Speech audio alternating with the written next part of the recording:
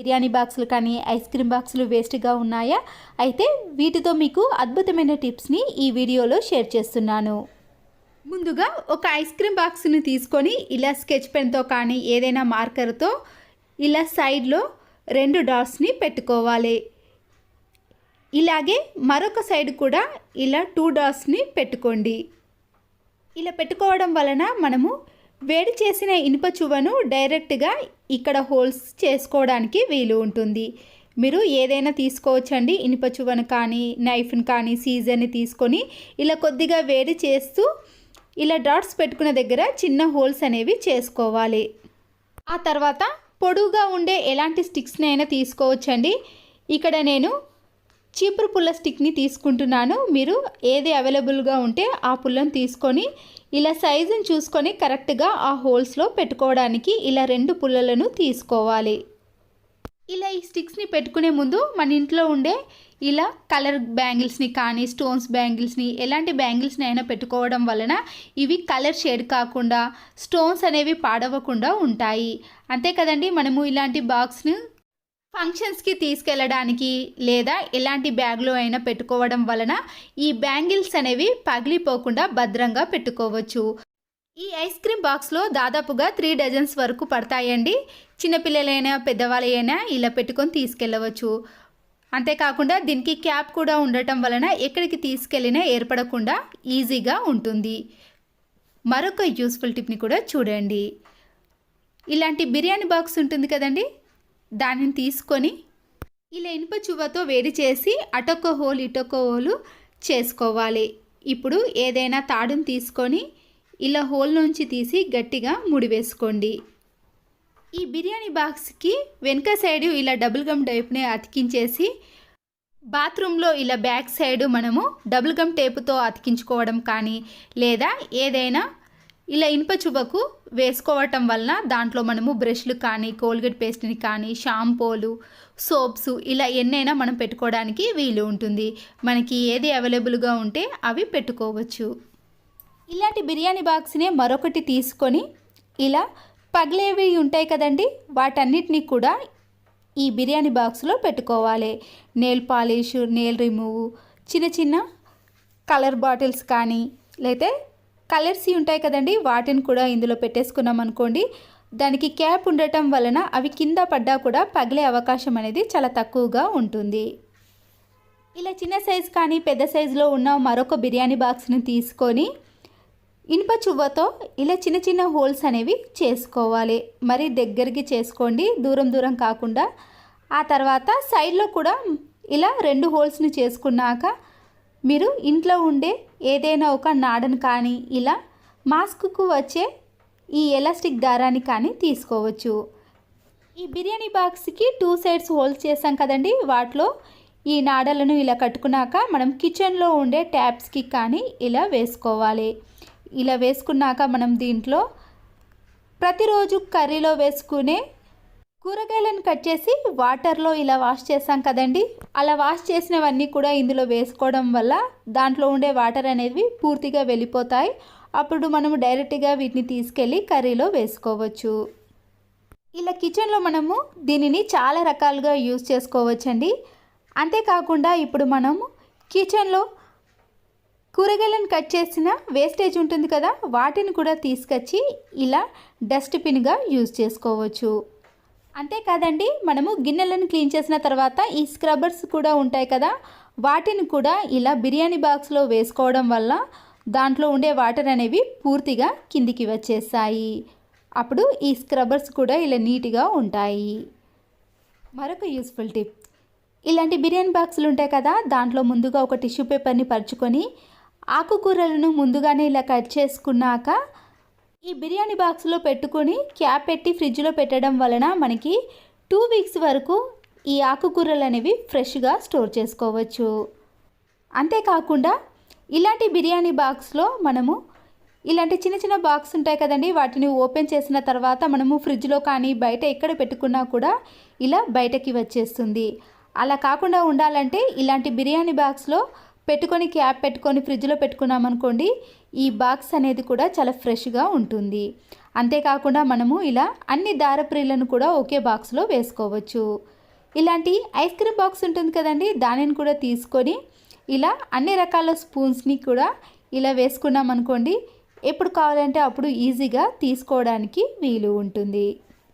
ఇలాంటిదే మరొక ice cream box ఉందనుకోండి, దాంట్లో ఇలా కిచెన్కి సంబంధించిన గ్యాస్ లైటర్స్ కానీ నైఫ్ సీజర్స్ని అన్నిటినీ కూడా పెట్టుకోవడానికి మరొకటి కూడా యూజ్ చేసుకోవచ్చు.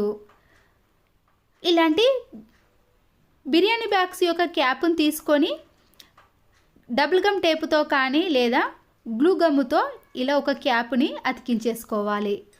ఈ బిర్యానీ బాక్స్లో పిల్లలకు సంబంధించిన స్కెచ్ పెన్స్ కానీ colour pens, eraser, sharpener, Fevicol అలాంటివన్నిటిని కూడా పెట్టుకోవచ్చు. అంతేకాకుండా ఇలా క్యాప్ సహాయంతో ఈజీగా కూడా తీసుకోవడానికి వీలు ఉంటుంది. పిల్లలు ప్రతిసారి మనల్ని విసిగించకుండా ఉండాలంటే పిల్లలకు సంబంధించినవన్నిటిని కూడా ఇలా ఒక బిర్యానీ బాక్స్లో వేసి వాళ్ళకు ఇలా ఇవ్వండి. ఇలాంటి బిర్యానీ బాక్స్లో మనము చిన్న చిన్న కీ చైన్స్, కీస్ అలాంటివి ఎన్నో వేసుకోవడానికి వీలు ఉంటుందండి. బిర్యానీ బాక్స్లను ఇలా వేస్ట్ చేయకుండా మన ఇంటికి ఎన్నో రకాలుగా యూజ్ చేసుకోవచ్చు. మరొక బిర్యానీ బాక్స్ని కానీ ఇలా ఫ్రూట్స్కి వచ్చిన బాక్స్ని తీసుకొని ఇలా మధ్యలో హోల్ చేసుకోవాలి. ఇలా హోల్ చేసుకున్న తర్వాత మన ఇంట్లో ఉండే టిష్యూ పేపర్స్ ఉంటాయి కదండి, వాటన్నిటినీ కూడా ఈ బాక్స్లో పెట్టుకోవాలి. ఈ బాక్స్ని మనము ఎక్కడంటే అక్కడ ఈజీగా పెట్టుకొని దాంట్లో ఎన్ని కావాలంటే అన్ని టిష్యూ పేపర్స్ని ఇలా ఈజీగా తీసుకోవచ్చు. ఇలాంటి బాక్స్లో టిష్యూ పేపర్స్నే కాదండి, మన ఇంట్లో ఉండే చిన్న చిన్న క్యారీ బ్యాగ్స్ ఉంటాయి కదా, వాటిని కూడా దేనికైనా యూజ్ చేసుకోవాలంటే ఈ బాక్స్లో పెట్టుకోవచ్చు. మరొక ఐస్ క్రీమ్ బాక్స్ అనేది ఇలా పెద్ద సైజులో తీసుకొని దాంట్లో పిల్లలకు సంబంధించినవి కానీ మనకు సంబంధించిన ఇలాంటివి కలర్స్, ఇవి ఫ్లక్కర్స్ని, లిప్ బామ్ ఇలాంటివెన్నో కూడా మనము వేసుకోవచ్చండి. చిన్న చిన్న పిన్స్, ఇలాంటి ఇయర్ రింగ్స్ కానీ లేదా శారీ పిన్స్ కానీ ఇలా ఎన్నో రకాలుగా వేసుకున్నాం అనుకోండి, తీసుకోవడం మనకి చాలా సులువు అవుతుంది. లేకపోతే ఇలా క్యాప్ను పెట్టకుండా డైరెక్ట్గా క్యాప్ అనేది ఈ బాక్స్ చివర భాగాన పెట్టేసుకొని డ్రెస్సింగ్ టేబుల్లో పెట్టేసుకున్నాం అనుకోండి, మనము ఈజీగా తీసుకోవచ్చు. ఇలా మరొక బిర్యానీ బాక్స్ కూడా ఉంటే ఇలా సైడ్లో కూడా ఒక బాక్స్ని పెట్టేసుకొని వీటన్నిటిని కూడా అందులో వేసుకున్నాం అనుకోండి, నీట్గా ఉంటుంది. అలాగే కిచెన్లో ఉండే సింక్ కూడా మనము ఇలా సోప్ బాక్స్ ఉంటుంది కదండి, స్క్రబ్బర్స్ అన్నీ వేసిన తర్వాత దాంట్లో ఉండే సోప్ అనేది కొద్దిగా కిందికి పడి అక్కడ ఇలా వైట్గా తెల్లగా మారిపోతుంది. అలా మారకుండా ఉండాలంటే ఇలాంటి బిర్యానీ బాక్స్లో ఈ సోప్ బాక్స్ని పెట్టేసి కిచెన్లో యూజ్ చేసామనుకోండి, అక్కడ ఇలా తెల్లగా కాకుండా నీట్గా ఉంటుంది. కిచెన్స్కి వెళ్ళినప్పుడు పట్టు బ్లౌజులు కానీ ఇలాంటి బ్లౌజులను వేసుకున్నప్పుడు ఆ తర్వాత మళ్ళీ వీటిని బీరువాలో పెట్టాలనుకున్నప్పుడు చెమట వాసన అనేది ఎక్కువగా వస్తుంది. అలా చెమట వాసన రాకుండా ఉండాలంటే ఇలాంటి బ్లౌజులకు కొద్దిగా ప్రతిరోజు వాడే ఫేస్ పౌడర్ని అక్కడ వేసి కబోర్డ్లో కానీ బీరువాలో పెట్టుకుంటే మంచి స్మెల్ అనేది వస్తుంది. మరొక టిప్, గోడలపైన ఇలాంటి మరకలు ఎక్కువగా ఉన్నాయనుకోండి, వాటిని ఈజీగా కనిపించకుండా చేసుకోవచ్చు. వైట్ కోల్గేట్ పేస్ట్ని తీసుకొని ఎక్కడైతే మరకలు ఎక్కువగా ఉన్నాయో అక్కడ ఈ కోల్గేట్ పేస్ట్ని ఇలా స్మూత్గా అప్లై చేయాలి. ఇలా అప్లై చేసిన తర్వాత ఒక 5 మినిట్స్ తర్వాత ఈ కోల్గేట్ పేస్ట్ అనేది పూర్తిగా ఆరిపోయిన తర్వాత ఆ మరక అనేది మనకి కనిపించకుండా ఉంటుంది. మరొక యూస్ఫుల్ టిప్, వాషింగ్ మిషన్లో బట్టలు వేసేటప్పుడు ఇలాంటి కలర్ షేడ్స్ పైన మరకలు అనేవి అలాగే ఉంటాయి. మనము ముందుగానే ఏదైనా షాంపూను ఈ కలర్ షేడ్స్ పైన అప్లై చేసామనుకోండి, వాషింగ్ మిషన్లో ఇలాంటి షేడ్స్ ఎన్ని వేసినా కూడా దానిపై ఉండే మరకలు అనేవి తొలగిపోతాయి. పిల్లల స్కూల్ యూనిఫామ్స్ అయినా వైట్ డ్రెస్ పైన అయితే ఈజీగా కనబడతాయి. అలాంటి వాటిని ఇలా తొలగించుకోవాలంటే ఈ టిప్ అయితే చాలా బాగా యూజ్ అవుతుంది. ఇలా పాడైపోయిన ఒక టూత్ బ్రష్తో అప్లై చేసి అప్పుడు మనం వాషింగ్ మిషన్లో వేసుకోవచ్చు. వేస్ట్గా ఉన్న ఇలాంటి ఒక ప్లాస్టిక్ బాక్స్ని తీసుకోవాలండి. ఇప్పుడు నైఫ్తో కొద్దిగా వేడి చేసి ఇలా పైన మధ్యలో హోల్ చేసుకోవాలి. పూలమాల అల్లడానికి ఉపయోగించే దారాన్ని కానీ లేదా దేవుని పటాల కోసం వాడే ఈ దారాన్ని ఈ హోల్ చేసుకున్న ఈ క్యాప్లో నుంచి తీసుకోవాలి. ఎప్పుడైనా తీసుకున్నామనుకోండి, ఈ దారం అనేది ఎక్కువగా వచ్చేస్తుంది. మనకి ఎలా కావాలంటే ఆ విధంగా యూజ్ చేసుకోవడానికి ఈ బాక్స్లో ఈ దారాన్ని పెట్టుకున్నాం అనుకోండి, ఎంతవరకు యూజ్ చేసుకోవాలనో అంతవరకు మాత్రమే వాడుకుంటాం. ఐస్ ట్రేని క్లీన్ చేయాలనుకున్నప్పుడు ట్యాప్ కింద ఇలా స్ట్రైట్గా పెట్టేసామనుకోండి, దాంట్లో నుంచి వాటర్ అనేది బయటకి వచ్చేస్తుంది. ఏదైనా విమ్ లిక్విడ్ని ఇలా ఐస్ ట్రేలో వేసి షేక్ చేసిన తర్వాత అప్పుడు ట్యాప్ కింద ఇలా క్రాస్గా పెట్టేసామనుకోండి, ఐస్ ట్రే అనేది నీట్గా క్లీన్ చేసుకోవచ్చు. మరొక యూస్ఫుల్ టిప్, ఇలాంటి గాజు సీసాలను క్లీన్ చేయాలనుకున్నప్పుడు స్క్రబ్బర్తో మనము కింది భాగాన్ని క్లీన్ చేయలేకపోతాము. ముందుగా ఇలా వాటర్ని కొద్దిగా వేసి అందులో సబ్బును కానీ సర్ఫ్ను కానీ లేదా విమ్ లిక్విడ్ని వేసి ఇలా పాడైపోయిన ఒక టూత్ బ్రష్తో మొత్తాన్ని క్లీన్ చేసుకోవచ్చు. ఇలా టూత్ బ్రష్ని యూజ్ చేయడం వలన కింది భాగాన్ని కూడా ఈజీగా క్లీన్ చేసుకోవచ్చు. ఇలా నీట్గా తయారవుతుంది. సమ్మర్లో ఆకుకూరలు కానీ మామిడికాయలు అనేవి తెచ్చుకున్నప్పుడు ఫ్రెష్గానే ఉంటాయండి. ఫ్రిడ్జ్లో పెట్టినా కూడా అవి మెత్తబడటం కానీ త్వరగా పాడవటం లాంటివి జరుగుతూ ఉంటాయి. ఇలా ఒక టిష్యూ పేపర్ని తీసుకొని మామిడికాయలను కానీ ఆకుకూరలను మనము ఇలా టిష్యూ పేపర్లో పెట్టేసి ఫ్రిడ్జ్లో ఎన్ని రోజులు స్టోర్ చేసుకున్నా కూడా అస్సలకే పాడవండి. బుల్గమ్ టేపుని తీసుకొని బట్టలు పెట్టే క్లిప్ ఉంటుంది కదండి, దానికి ఒక సైడ్ మాత్రమే అతికించేసేయండి. ఈ బట్టల క్లిప్ను కిచెన్లో మీరు ఎక్కడైనా అతికించుకోవచ్చండి. ఆయిల్ ప్యాకెట్ని కట్ చేసిన తర్వాత ఆయిల్ క్యాన్లో వేసుకున్నాక కవర్లో ఉన్న చివరి డ్రాప్స్ కూడా మనము మిగిలిపోకుండా ఇలా ఆయిల్ క్యాన్లో పడే విధంగా ఇలా క్లిప్ సహాయంతో చేసుకున్నాం అనుకోండి, ఆయిల్ అనేది ఒక్క చుక్క కూడా వేస్ట్ కాకుండా ఉంటుంది. లేదంటే కిచెన్ టవాల్ని ఇలా బట్టల క్లిప్కి పెట్టేశారనుకోండి, మనము ప్రతిసారి వెతకాల్సిన పని లేకుండా చేతులు తుడుచుకోవడానికి బాగా యూజ్ అవుతుంది. స్పాంజ్ స్క్రబ్బర్కి విండో సైజును చూసి ఇలా ఘాట్లు పెట్టుకోవాలండి. ఆ తర్వాత మనము ఈ స్క్రబ్బర్తో ఇలా విండోస్ని కానీ స్లైడింగ్ డోర్ని క్లీన్ చేసుకున్నాం అనుకోండి, చాలా ఈజీగా క్లీన్ చేసుకోవచ్చు.